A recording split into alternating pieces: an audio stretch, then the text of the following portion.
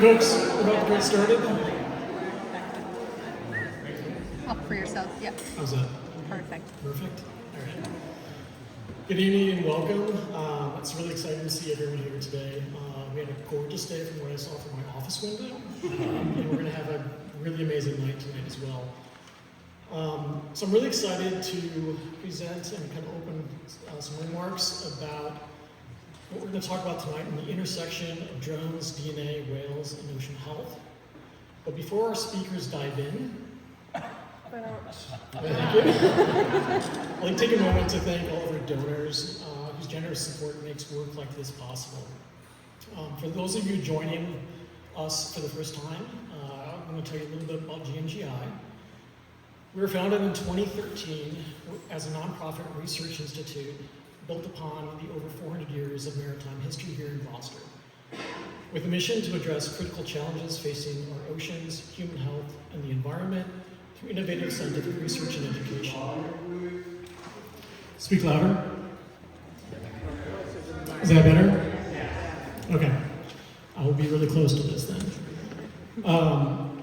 And our mission rests on three pillars. The first is our world-class Marine Research Institute. GMGI's research is at the forefront of genomic innovation, advancing our understanding of the oceans, informing effective conservation management, promoting sustainable fisheries, and uncovering discoveries that have real impact on human health. Second is we're promoting a vibrant science community, such as events like this tonight, and we're serving as a catalyst to attract to the region new biotech companies and other institutes like ourselves, host conferences, and build collaborative partnerships with other scientists, business leaders, and educators.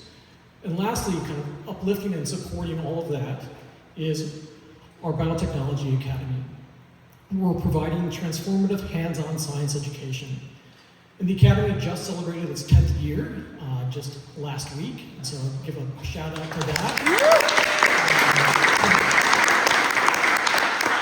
And through those 10 years, we've helped hundreds of students launch meaningful careers and educational opportunities in the STEM fields.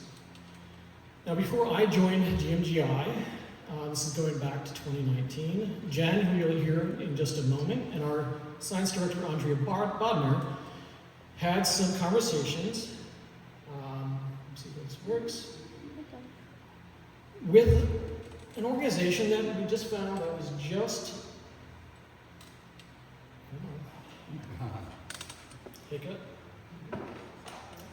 just across the harbor, that was Ocean Alliance.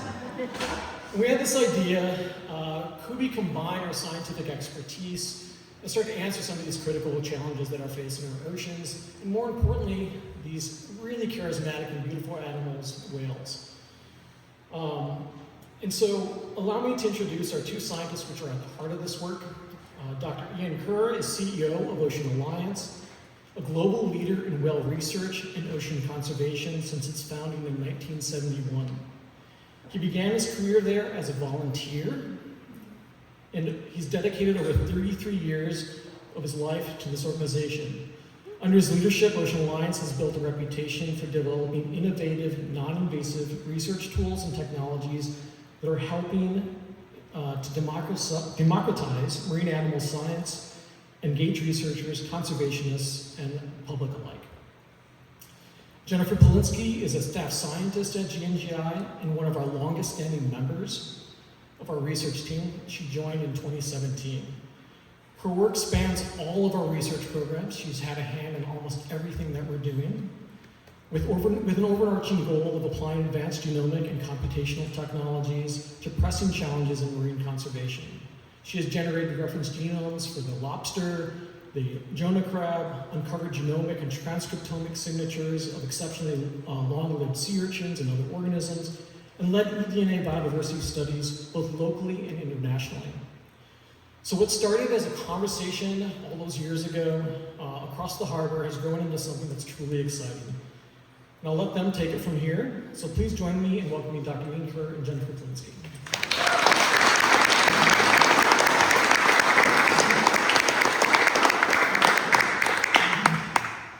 I almost want to start with a joke to try to put Matt in a difficult position. No, but very grateful to be here. What an amazing venue, what an amazing location.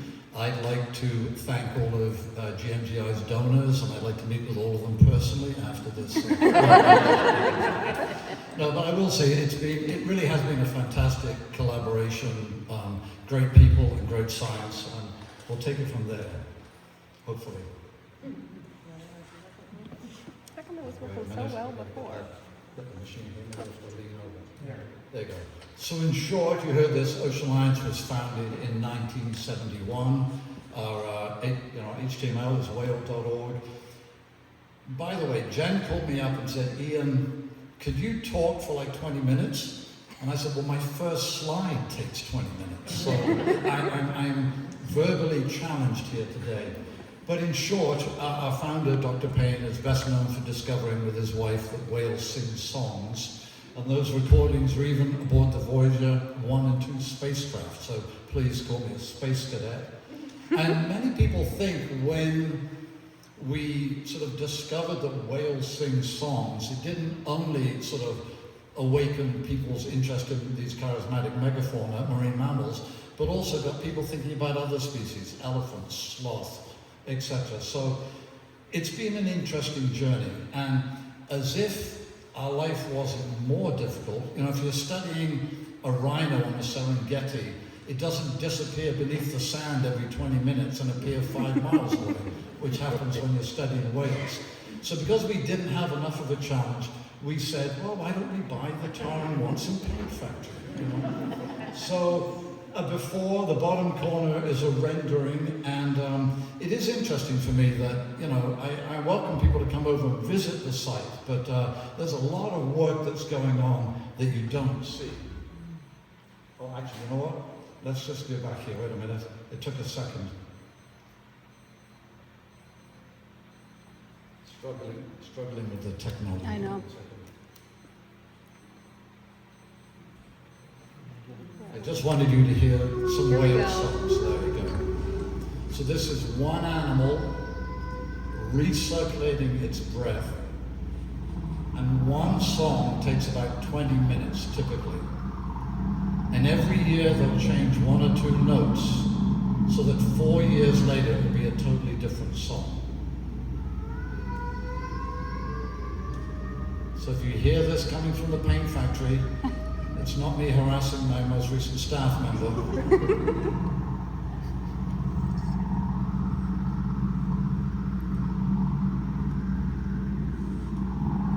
Ian, do you want me to click it for you? So I'll try, we'll be okay. Again, I'm already diverging, but I want to tell you, in the early 90s, I sailed out on a boat with Dr. Payne to Stellwagen Banks to hear humpback whales, and I'm in my cabin at night, underway, no motor, lying in bed, and I hear like, and I promise you, I knew we were going to see whales. I had to turn the light on. Can you imagine what it must have been like in the 1800s or before, when people thought they're going to sail over the edge of the world and they hear anyway, okay, sorry, back to the talk. One thing you haven't seen is, again, so much work we've had to do. I mean, the original buildings at the paint factory are like 1860, okay? So everything's had to be upgraded. This is our library, and I'm going to show this to you a couple of times. This is before. I was actually telling the team here, when I took my daughter in there and said, Daddy's buying the building, she burst out crying. Anyway, that's what it looks like now. But what I want you to understand, a lot of people are on this side of the harbour looking over there saying, what's going on? I can tell you what's going on. I'm ripping up $100 bills every day, slowly increasing the capacity of that building. And I will say the partnership with GMGI is just fantastic, because this is what we need. We need this balance between great science from Jen and a poor sense of humor from me. Okay, moving forward though, quite seriously, we're what I call a conservation science organization. We collect data to understand and hopefully mitigate threats to whales. And a simple one on one level has always been, how healthy are these animals? So I used to biopsy whales. And in the Gulf of Mexico, after the Deepwater Horizon disaster, I was down there trying to biopsy whales to get small tissue samples to be able to understand what was going on. And it was incredibly frustrating. And again, I apologize, but I felt like I was playing the world's most expensive version of whack-a-mole or whack-a-whale. I'd race over here, the whale would dive. I'd race over there, the whale would dive. And at the end of a long day, hot in the tropics, on a boat, the whale dove just out of range, and I got covered in a cloud of whale snot. And it was sticky, and it was smelly, and I thought, I've made poor career choices. Luckily, as a biologist, and I apologize here, but I smelt an idea. You can see I've got friends. But I suddenly realized, you know, you've all seen these TV shows, CSI, where they take the coffee mug and they say, aha, Stephanie did it, or something like that. These animals are throwing up large volumes of blow or snot. And I have to say, we live in a world where if you're going to come up with a name for a new tool, you really need something that represents the significance and importance of that tool. And I'm just going to mention this briefly, just so you know. It's been an interesting journey, but we have 2 Instagram pages. One is SnotBot and one is Ocean Lions. On the SnotBot Instagram page, we had over 30 million views last week. Do you know what I mean? And here's the bad news to all of you. You may remember a lot of tonight, or you may not, but what you won't forget is SnotBot. It's that type of name. And in short, what's so exciting about the drones is we literally, you know, a couple of petri dishes, a couple of 3D printed arms, we fly out, collect the whale's exhalation, and people say, oh, what a great invention. On one level, it was incredibly simple. And that's back to, you know, I've been very lucky, as I said, I've had this career 33 years, I've worked in over 20 countries. And one thing I've noticed is talent is global, but opportunity isn't. And ocean research is logistically challenging, difficult, you know, it's permitting. So now I'm spending a lot of my life trying to help, as we say, democratize marine mammal research by developing new tools. Also, I get to act like a 14-year-old, which is just wonderful. It's been too long. But that's sort of the idea behind SnotBot. And there are now over 30 groups worldwide using our protocols of flying drones to collect an exhalation. And here's an example of SnotBot in action. This is a blue whale. Of course, we didn't start with small whales. You got to choose the big whales. Isn't that amazing? And by the way, does that whale look harassed? You know? I'll do another one. This one's even better. This is a 360-degree camera. You see the dishes here? Now remember, we're thinking like CSI. We just need a little smear, a little piece of lipstick on the dish or something, and we'll know we've got a sample. And then we got a sample. The truth is that what's rather fun is this is taken with a 360-degree camera, but right here, that's the camera that I'm flying the drone with. And literally at this point in time, I couldn't see anything. So often when I was biopsying an animal, you'd shoot and you wouldn't know, did I get it? Did I miss it? Do we go back and pick up the arrow? Do we keep going? With here, if you've got snot in the lens, you've got snot in the can, or the dish. And of course, we have to decide right now here, there's 3 principal samples that we're interested in here, 3 avenues. Jen, which one is the most valuable, do you think? Is it, okay, we all know what's the most valuable, but, and I, you know, I'm not going to talk about this because Jen will do a much better job than me. And then just quickly, just so you know now, just Ocean Lions, down below is like a fast run through of all the different species that we've collected blow or snot from. And in the early days, we were running expeditions to different locations because we didn't know. Maybe it works for a blue whale, but it doesn't work for a sperm whale. Or it works for a right whale, or it doesn't work for a Bridie's whale. And the last comment in, without making it too complicated, and Jen will talk about this a little bit, but a problem working with endangered species, it's a good problem in many ways, is what's called CITES. And CITES is the trade in endangered species. And you're not allowed to move a part out of one country to another country without a CITES export and a CITES import. And a little piece of skin needs CITES. So it's expensive, it's time consuming. We actually reached out to the CITES convention in Switzerland and said, is an exhalation a part? And they said no. And they did a ruling. So now we can send whale DNA all around the world to our partners without this extra expense. And last but not least, it's been very cool with the drones, because the drones are also, you can do photogrammetry, you can video the animal behavior, you can get the sample. It really has been an exciting challenge for all of us, and it's now a real pleasure to pass it over to Jim.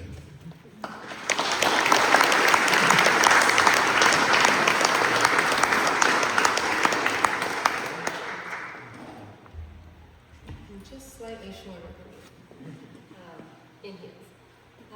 So yeah, as Matt mentioned, we've been working with Ocean Alliance and started this collaboration quite a long time ago. It was actually in 2018, but the first samples we got were in 2019.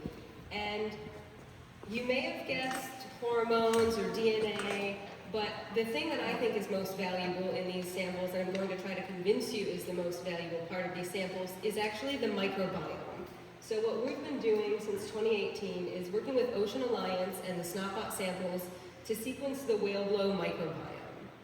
So every time a whale comes to the surface, takes a breath, exhales, and collects that beautiful sample, we are getting a sample of its, microbiome. Specifically, we're getting a sample of its upper respiratory tract microbiome. So, are people here familiar with what a microbiome is? Just quick show of hands. Excellent. I see a lot of hands, but I see some people who don't have hands up. So, just a quick definition, a microbiome is essentially all of the microscopic organisms associated with a host. So, I have a microbiome, I have a skin microbiome, a gut microbiome, a respiratory microbiome. Whales also have these microbiomes, and it's really important that we look at these because they play roles in our health. So the upper respiratory tract microbiome, we actually don't know very much about it when it comes to whales. Not surprising, as Ian's already described, it's quite difficult to get samples, and it was only when Ocean Alliance created the SnotBot that it became a little easier to get them. But, as I mentioned, humans also have microbiomes. So we know a lot about the human upper respiratory tract microbiome. There's been lots and lots of published research, hundreds of studies, and what we've learned from the human microbiome is that these samples that you can collect from exhaled breath condensate, so very similar to blow or snot, is that you can use this to check the health, understand what's going on in the animal. The upper respiratory tract microbiome is actually considered a gatekeeper to health for animals. A healthy microbiome stops bad organisms from getting in, viruses, pathogenic bacteria. So if you've got a healthy microbiome, we can tell that you're doing pretty well. So that's great. You didn't come here to hear about human microbiomes, but because there's such a good body of literature and research on the human microbiome, we thought whales are mammals, whales breathe air, whales have upper respiratory tracts, which must have their own microbiome. Can we use those same principles that people have done in human research to create biomarkers for diseases and health with whales so that we can utilize these SnotBot samples to understand what's going on in the whales? Before we can use SnotBot samples as health markers, we have to answer a couple of questions because, as I said, this isn't a really well-studied system. So the first question is, are we actually capturing the microbiome in these samples? You're here, we're presenting, so I think you already know the answer. But back when we first partnered with Ian's group, there were only a couple other groups out there doing it. There was not a lot of published literature, and unlike human samples that can be collected in a sterile environment with sterile equipment, there's nothing sterile about being out in the field collecting marine samples. And microbes are everywhere. There are microbes in the seawater, there are microbes in the air, there are microbes on me. So we have to make sure before we can do anything with these samples as health metrics that we understand what came from the whale and what came from everything around it. We also also need to know what a healthy microbiome looks like if we're going to say based on this microbiome it's not healthy or it is healthy. This is by far the most difficult part of this work because we can't just ask a whale, how you feeling? It can't tell us if it's feeling sick, if it's feeling good. Fortunately, the SnotBot has cameras. We can use sort of other forms of data to try to say, well, you know, this whale looks a little thinner or it's swimming more slowly, it has different behavior, but it's still very hard to say what a healthy microbiome looks like. So part of what we're doing is just trying to say, what does the overall microbiome look like? Healthy, not healthy? Can we get the best sample size we can and establish that baseline? So when we start to see outliers that look different, we can say something's going on here. Is it because it's sick? Is it because it's pregnant? Was there a whale strike? We can start to bring more information into it.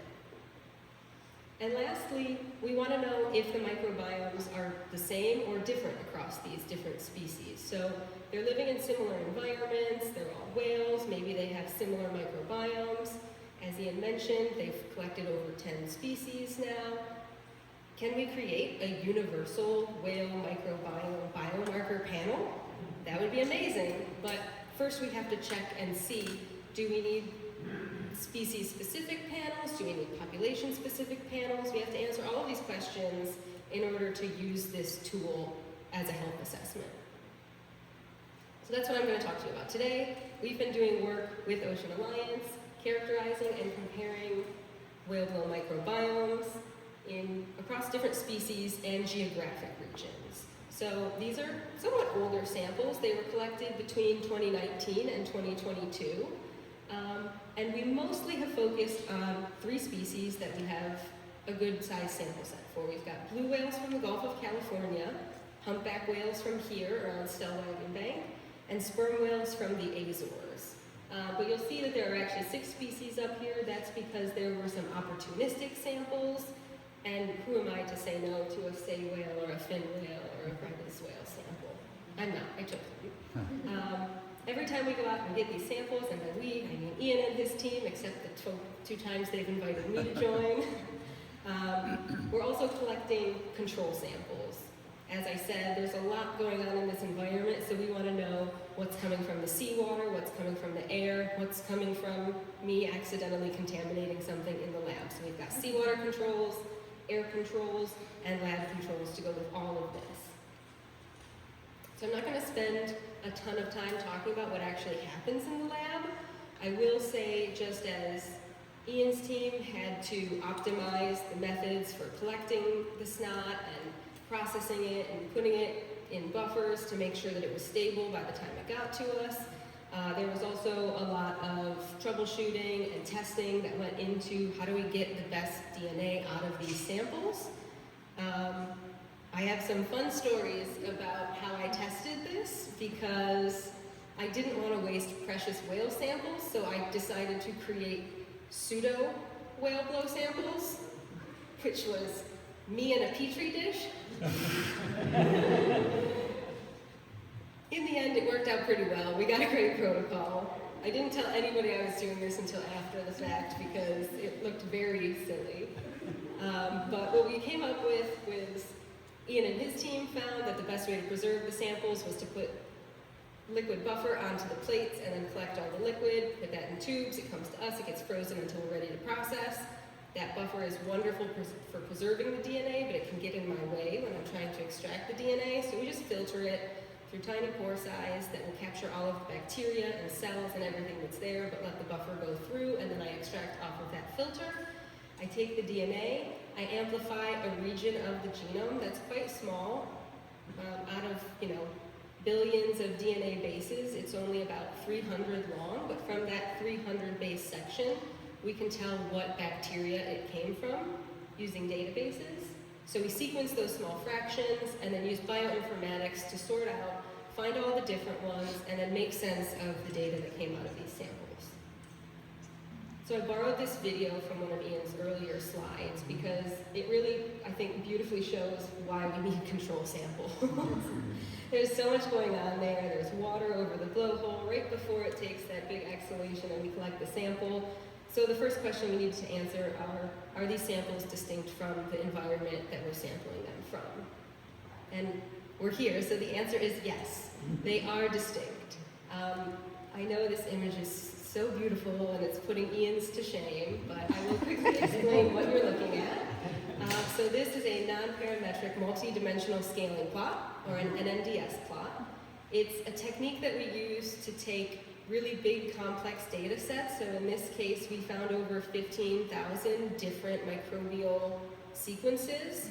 And we had this big matrix that counted how many times each unique sequence showed up in each sample.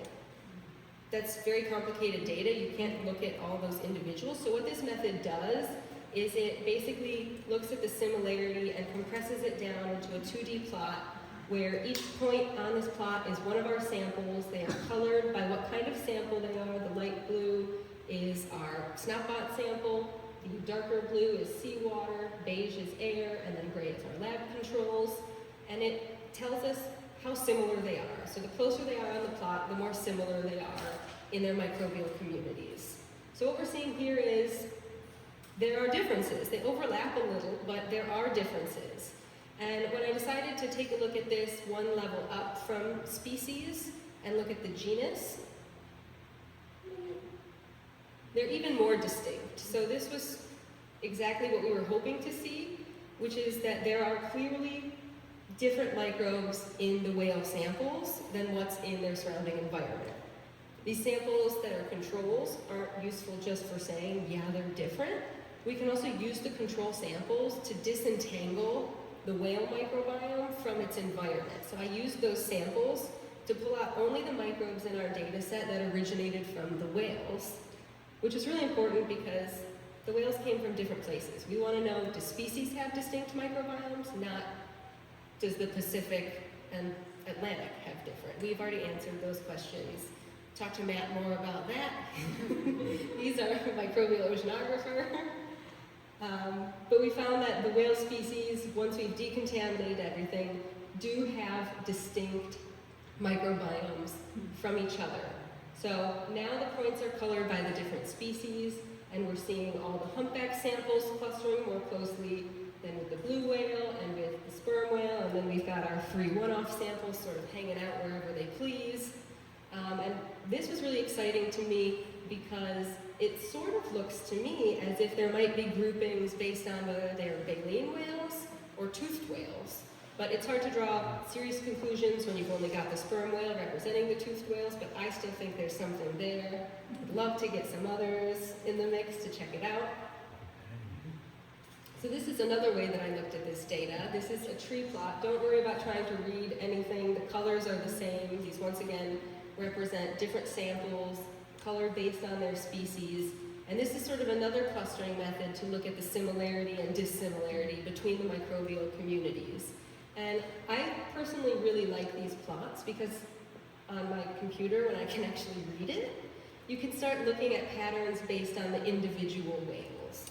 So the first thing I saw was, thank goodness, same results as the NMDS analysis. The whales are forming distinct clusters. We've got our sperm whales all grouping together, blue whales together, and a really big humpback whale cluster. But we can go further than that. We can look at, the humpback whales were collected over multiple years. So how are those splitting up? Are we seeing all of the 2021 samples in one area and all of the 2022 somewhere else? They're kind of interspersed. Part of this is actually individuals, which I think is really cool. It's also really nice to not see all of the 2021 and 2022 because in these types of analyses, we're always worried about something called batch effect. Just because I did it one year and then separately the next, it looks different. This kind of shows us we don't have a batch effect. Thank goodness. We can also look at individuals. So the red boxed areas are actually all individuals from the same whale. In 2022, we asked Ocean Alliance if they could repeat sample some whales so we could look at how their microbiome changes over time. And in humans, there's some evidence that you can actually identify individuals based on their microbiome. So can we do that with whales? So that's a question that we've got. So these are all from Clamp, who was generous enough to give us 14 samples. And we see that some of them do cluster really closely together. They tend to be samples taken from the same day or the same week, and then some of them are a little different. So I haven't really dug into this as much as I'd like to, but it's a really great first start to track individuals and temporal changes. So this last analysis I'm going to talk about is my personal favorite, but I didn't get too into the weeds because nobody wants to hear crazy bacterial names. But I performed what's called an indicator species analysis. So it's all well and good that we see differences between the species, but what bacteria and microbes are driving those differences? So we looked into this, and we found that in the sperm whales, there's a group of bacteria called the methylobacterium. They don't really show up in the other species, but they're incredibly abundant in the sperm whales. So these are clearly a key player in their microbiome. They're probably a part of the healthy microbiome because they're occurring in all of the samples at high proportions. Now you might have noticed, maybe not, that there's one humpback whale sample that caused me a little grief when I ran this analysis.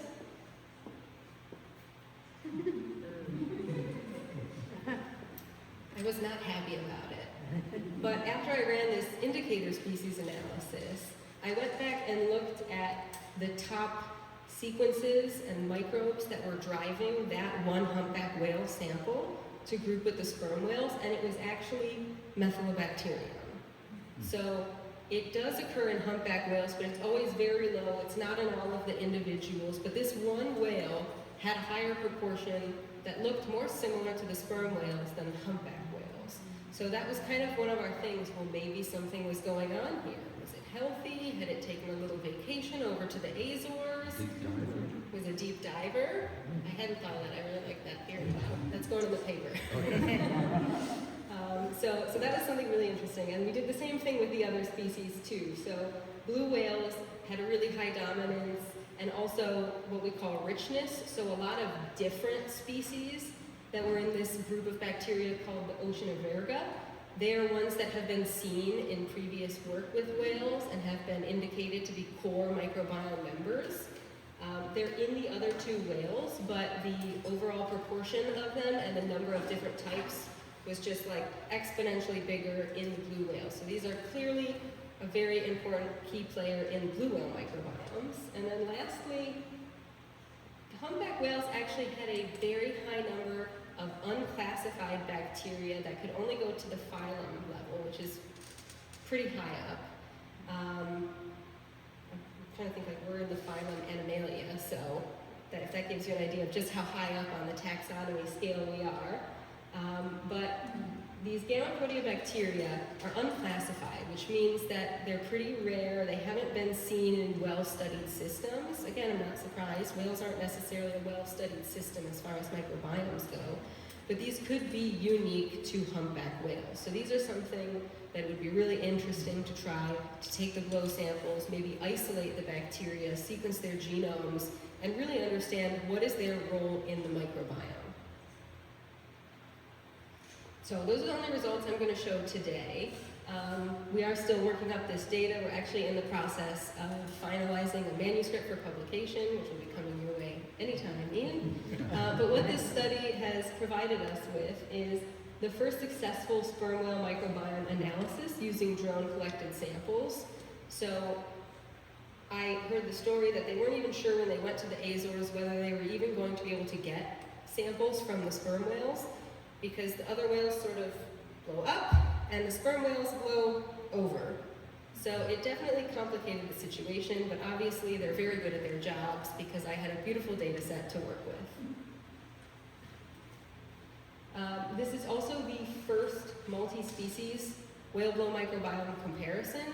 Every other study out there has focused on a single species and has never asked the question, what are the differences between the species? So we're really excited about that part of this work.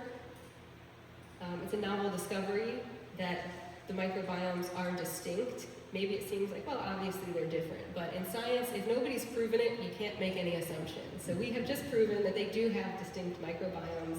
And we've also been able to say which of the bacteria are driving those differences. And one of the most important parts of this work that's going into the publication and will be open access and available to all other scientists doing this work is that we're providing recommendations for once you get those samples, how do you process and preserve them? How do you extract the DNA? Which region of the 16S worked best for us? How did we analyze that data? So the more we can standardize these methods, the more we can look at other people's data and work together globally to understand these species better. So, what comes next? This is a pretty long-standing collaboration, and we really want it to continue.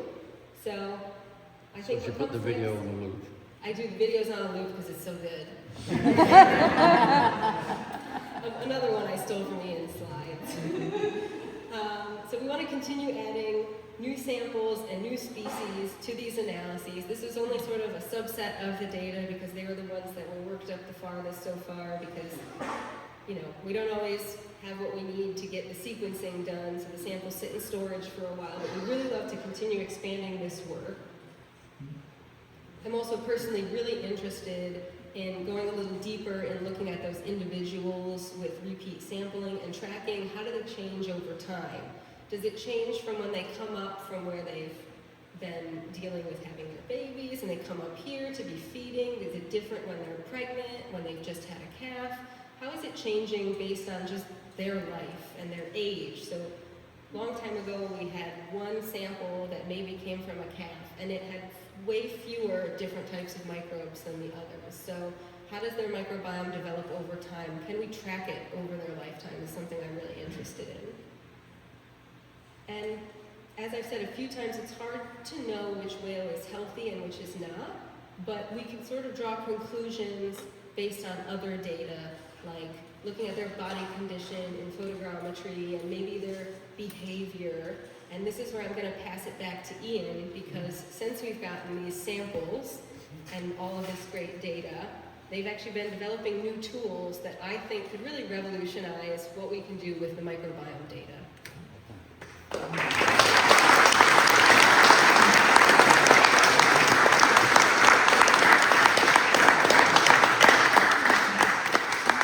Can we just do a reality check here? We're in Hammond Castle.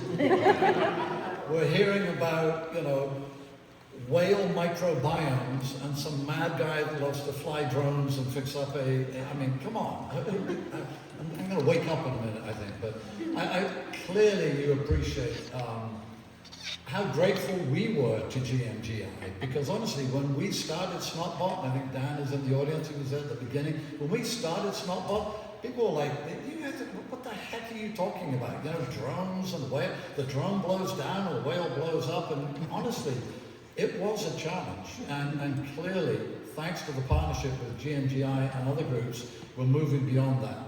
Now, the bad news is, because we're in Hammond Castle, and because he was such an innovator, Jen and GMGI and Matt said I could talk a little bit more about some of our work that we're doing at the paint factory. So we're stepping out of one level of science here.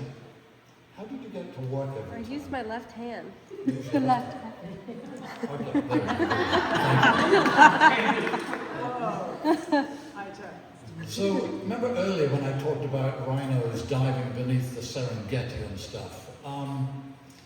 You know, again, most wildlife doesn't show if it's sick or it's unwell, because if it does, it becomes more sort of bioavailable to predation.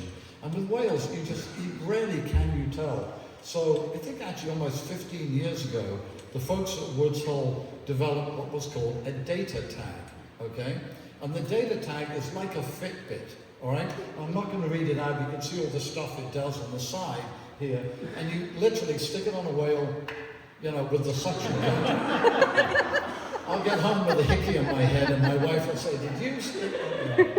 Anyway, it works quite well. But you drop this onto a whale and you have to pick it up to get the data, but you can see how maybe it accelerates. If you look at the bottom here, you see the whales go down, foraging, coming up. And for example, imagine there's a loud noise or seismic exploration. You can see how long it takes for an animal to return to its behavior. So these data tags are incredibly valuable tools, again with the acoustics, but the problem was, I'm going to have to go left-handed again, the problem was they're very hard to put on. And this is our great friends from the Stowell Bank National Marine Sanctuary, and the way they put these tags on was they chased the whales down with a long pole and like whacked it on the back. But the data was priceless, but there are only 2 or 3 teams worldwide that really had the expertise to drive the boat and the pole and all this type of stuff. And here is an example, and again, I take my hat off to these people because it's remarkable, but they just show a video of them pole tagging a humpback whale. Might actually be in slow-mo, but anyway. He's whacking it on with the pole, and then, the whale responds. And again, it's difficult with the boat, it's expensive, and there's a thing I call the endangered species paradox, which is often with critically endangered species, you aren't going to get permission to pole tag it because I guess they call it at one level, it's called the observer effect, where the act of collecting the data can change the data. So suddenly these species that you're most concerned about, you can't work with. So we'd been relatively successful with SnotBot, so I thought, is there a way we could get one of these tags onto a whale? And at that time, like 2002, 2014, 3D printing, I'm left-handed, John. 3D printing was coming of form, so we were like, hey, so we literally went crazy. We'd have an idea in the daytime, we'd print it up overnight, we'd try it the next day and it didn't work, but we ended up with what we call the lawn dart. And here it is, okay? And it's just like a lawn dart, and what happens is when you drop it off the drone, after about 18 feet it comes down level and puts the tag on the whale. So we're like, oh, it's pretty cool. And it's sort of drone agnostic and all this type of stuff, but anyway, only an hour on this slide, no. So, in short then, here we are putting actually a tag on a blue whale, and we actually managed to get some snot here too.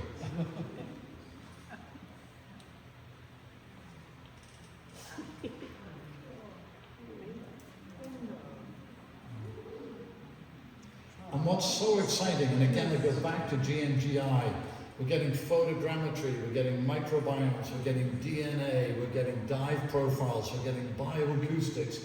It's just incredible now how, I mean, I like to say our group is Ocean Alliance, not Ocean Alone, but working together, we can really get these comprehensive data sets, which has much more value to all of us. I say to the donors, do you know what I mean? Now we can get a much better sort of bang for the buck. And what was very cool here, if you remember that shot you just saw, they were about 8 feet from the whale. When we went out, my props are falling down. That's a line I'll use again. When we went out tagging these whales on the very first expedition, the average distance the boat was to the whale was 490 meters. You know what I mean? The whale didn't even know we were there. And what's crazy is often it took us 2 or 3 minutes to get a tag on. Because the whale didn't care and they're just breathing and we're dropping the tags on. So it really was quite a, in science, no disrespect, but science, almost a scientific process, is small steps. And I love this, and it's facilitated by GMGI. We're taking big leaps here forward. We're on hand again. And actually here we see we're actually tagging a North Atlantic right whale, one of the most critically endangered whales in North America. You'll see how the tag and then the little dart bit drops off. But there was a problem. The problem with the lawn dart is it's got these wings that sort of fly it down, and then if it was a windy day, it would blow over. So actually, I didn't even know that shot was there. There you go. Left-handed again. So we actually had to come up with a design that would allow us to drop the tag on the whale. So with this, you have to be about 18 feet up. So you race up to the whale, it's coming to the surface. How high am I? I'm not high enough, I've got to go higher. The whale dived, you know what I mean? So we're like, what can we do? So this thing here, this is, believe it or not, the very first test. And everything you see there, apart from the electric motors, is 3D printed. And it's a gyro. We made our own little gyro. So let's see if this works. See it spinning up? And literally, I mean, look how the gyro, it dropped like a brick. And here I just brought one to show you. Here's one of our little gyros, again, all 3D printed. And we actually now have 2 patents for these gyros. And I think here we are putting a sample on a humpback whale, I think in Hawaii, if the video will allow me. I know you want to do this. Do you want to try clicking? Yeah. Stuck over that, or I've broken the remote maybe.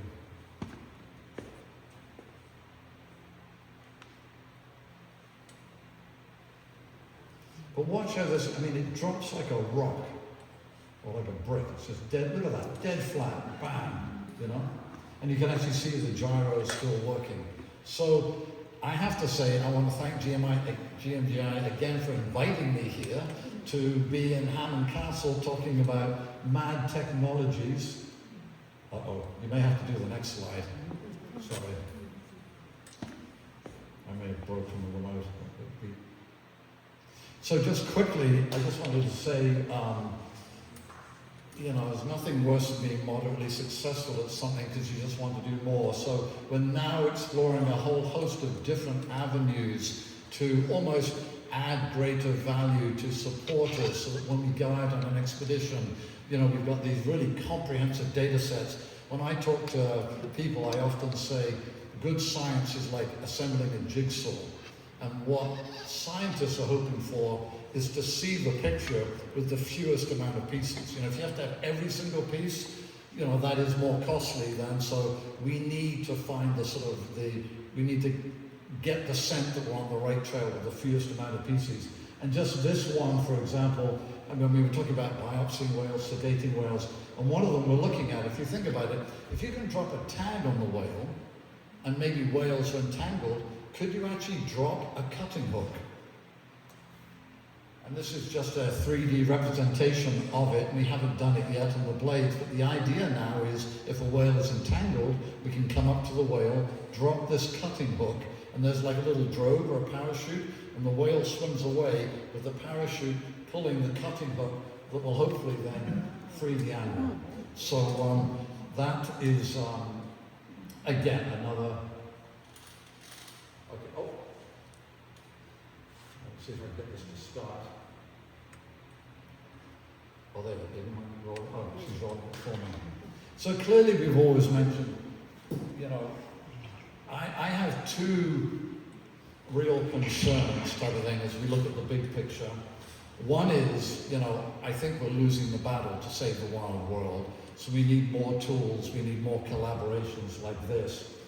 But also I feel we're losing the battle to sort of engage hearts and minds, which is why, again, I applaud GMGI for the Academy. Certainly at our end, and SnotBot isn't always universally appreciated as a name, which is fine, but what's exciting, and I hope you feel this tonight as well, the narrative, the story, the images, the partnerships make for a powerful message, or a powerful lure. Maybe, Matt, why don't you come up and say something powerful here? And I'll go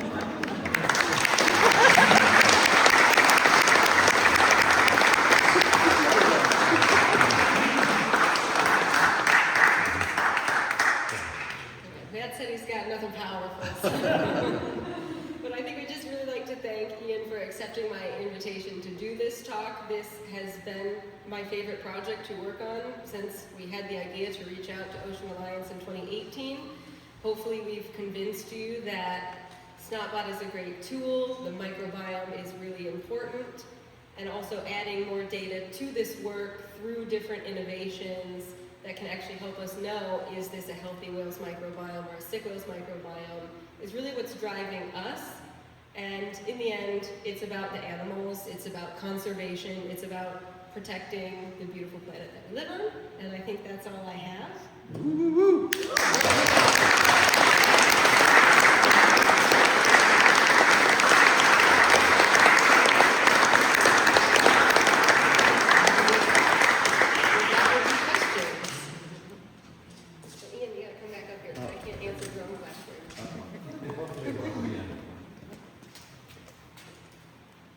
How did you retrieve the data tags?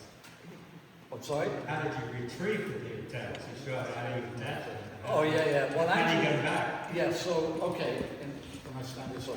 In the case of the data tags, they have a VHF antenna, and with the newer ones, they actually have a satellite system on it as well. So when they come off the whale, or when they're on the whale, you're getting the satellite signal, and then when they come off, you know, the satellite signal actually stops, and you get the VHF signal. So we'll be in the hotel room or in the office in the morning, and we'll know it's within 10 square miles, and then we will use a tracking beacon to try to find it.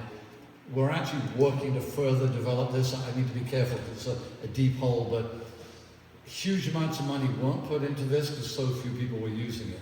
Now groups are using it all over the world, and the technology is being advanced to the point where, you know, it'll literally be 2 satellite units and you'll just be able to go find it. Or even some of them will actually be transmitting that data live. But it's amazing that these tags, you know, can do high-resolution acoustic recordings, and with the camera ones, high-resolution video for like 3 days. So for such a small unit, they're carrying a lot of data, but that is a challenge, trust me. And we have lost a few tags, and as expensive as the tags are, I always say to my team, the data is more valuable than the tag, you know. But anyway, so thank you. If you have questions, there's actually a mic and a stand right here, or just project your voice.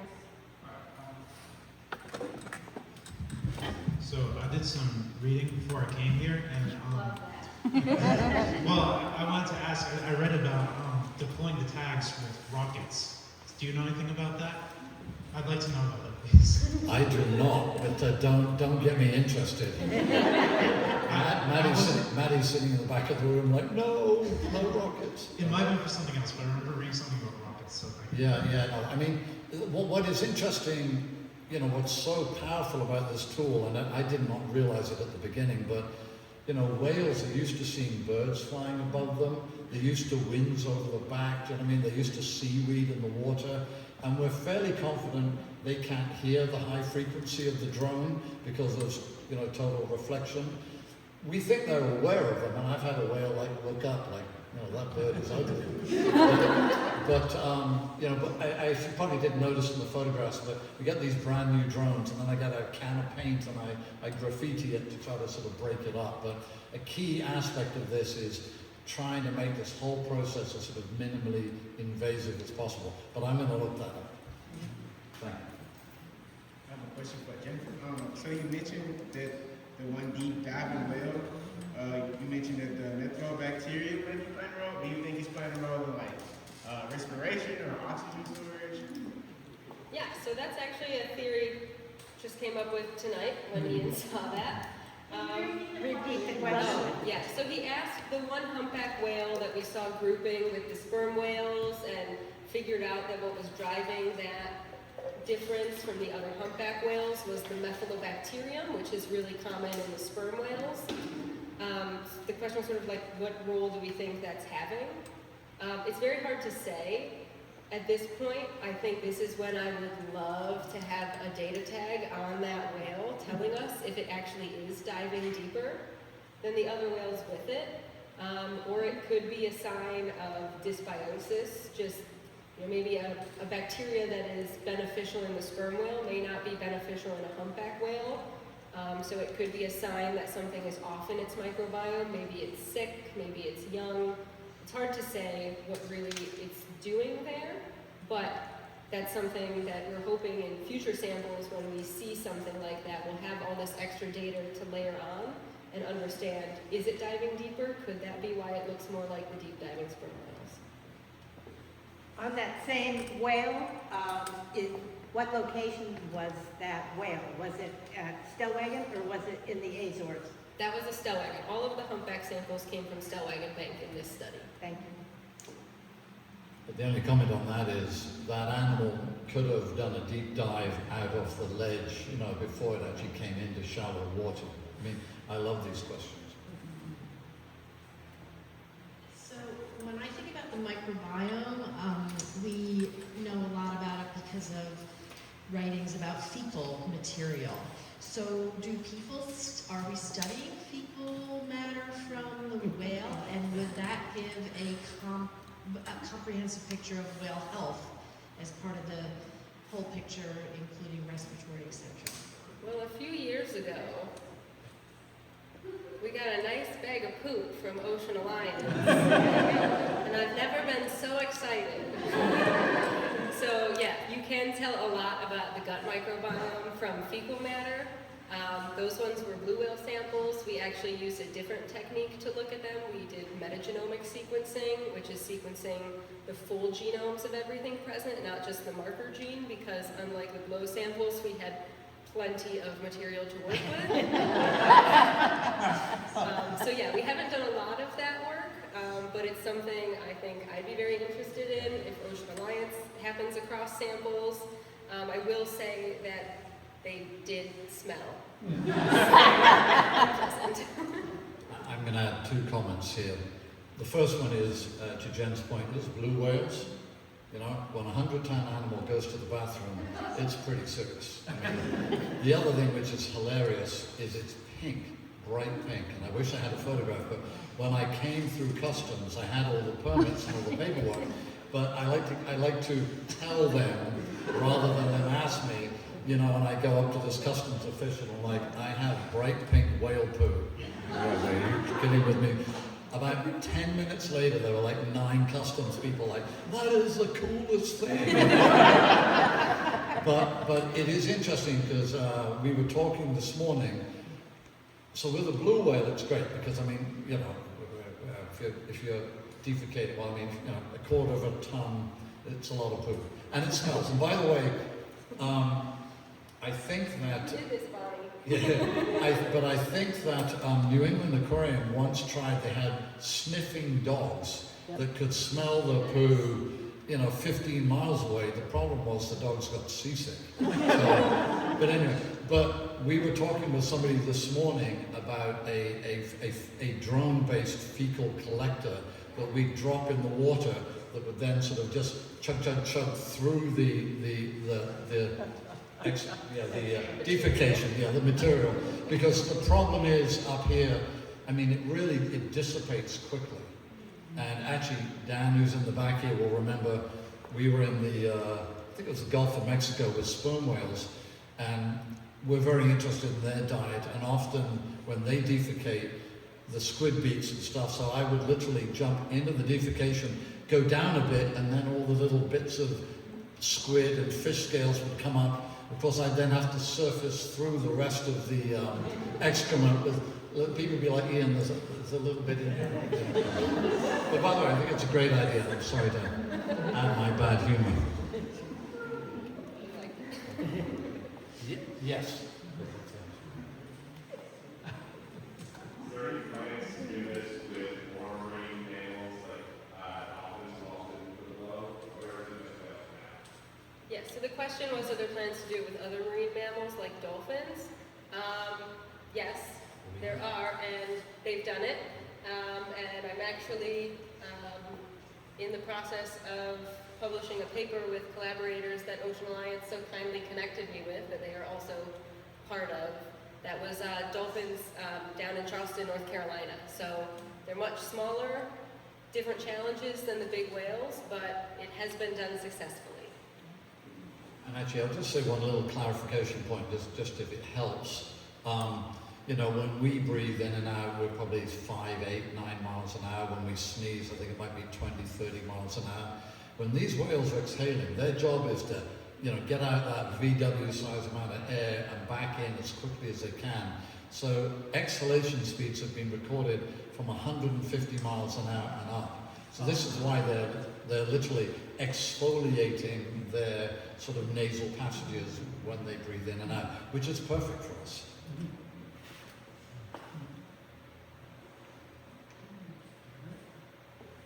Right, I think if we don't have any more questions, we'll just, oh, she's coming up. I'm curious about how you track individuals. You said you were following certain particular whales, and I'm wondering how you locate them. I'll give this to him. Well, actually, what's very cool about this particular area is you've got a number of groups of people from the New England Aquarium to Central Coastal Studies and I4. It's hilarious. And when I go out with my team, they're like, oh, you know, it's this whale. I haven't even seen the whale. So they know all the names in this particular area. What we like to do, which is, again, I say the alliance, is when we go into a location, we always like to work with the local researchers. And often they will know animals and so on and so on. Do you know what I mean? So it's all part of the collaboration. Here it's amazing though, because this population is very well known. But when we first moved here in 2012, I reached out to some of the groups here and they said, you know, we don't really need your help because this is one of the best studied groups of whales in the world. And I said, well, do you know how big they are? And they went, no. So that's when we started the photogrammetry program and then SnotBot. But yeah, good question. But again, there are great groups all over the world. And as you all know, there's really only one small component that's holding, you know, Ocean Lights and GMGI up. And we thank you all for being here tonight.